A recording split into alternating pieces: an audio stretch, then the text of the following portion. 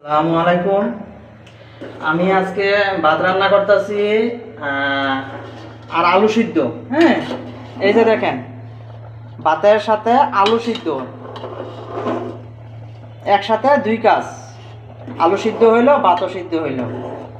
হ্যাঁ, আমরা যখন ছোট থাকি তখন আমাদের মা কত যত্ন করে রান্না করে খাওয়ায়, আমরা তার মর্ম দিই না, আমরা বুঝি না, আদর করে খাওয়ায়। আসলে ওই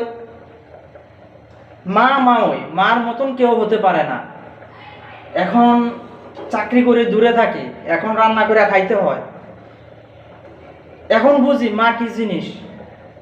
আগে মা ডাকলেও আমরা খাইতাম না, না পরে খামু পরে খামু, না বাবা খাইয়া যা খাইয়া যা খাইয়া যা, এই ডাক তো আর কেউ দেয় না। তো আপনারা সবাই বাপ মারে সম্মান করবেন, কারণ বাপ মার থেকে দূরে গেলে আপনি বুঝতে পারবেন যে মা কি জিনিস। হ্যাঁ, মা কি জিনিস।